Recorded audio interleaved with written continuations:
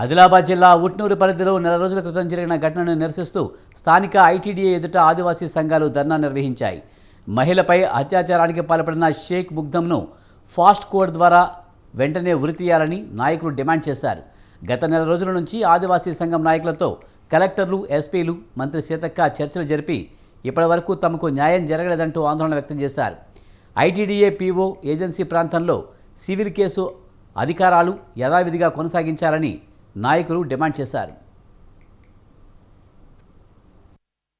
జిల్లా కమిటీ పిలుపులో భాగంగా ఈరోజు ఆదిలాబాద్ జిల్లా ఉత్తూరు ఐటీడీఏ ముందర ధర్నా కార్యక్రమం నిర్వహించడం జరుగుతుంది. కాబట్టి గత నెల క్రితం జైనూరులో జరిగినటువంటి సంఘటన, ఆ సంఘటనకి బాధ్యుడైనటువంటి ముగ్ధంను ఫాస్ట్ ట్రాక్ కోర్టు ద్వారా వెంటనే ఉరి తీయాలని చెప్పేసి ప్రధాన డిమాండ్తో ఈరోజు ధర్నాలో మొదటి అంశంగా చేర్చడం జరిగింది. కాబట్టి తప్పకుండా ఈ ప్రభుత్వాలు ముగ్ధం పైన ఉరి తీస్తేనే ఈ సమస్యలు శాంతియుతంగా స్టాప్ అయ్యే అవకాశం ఉంది. కాబట్టి జైనూరు సంఘటన జరిగిన తర్వాత ప్రభుత్వం దిగొచ్చి మాతో గడువు అడగడం జరిగింది. కాబట్టి గౌరవ తెలంగాణ రాష్ట్ర ప్రభుత్వానికి మేము అప్పీల్ చేసేది ఏంటంటే, మీరు అడిగిన గడువు సమయం ఆసన్నమైన తర్వాత మేము ఈరోజు ధర్నా కార్యక్రమానికి పిలుపునివ్వడం జరిగింది.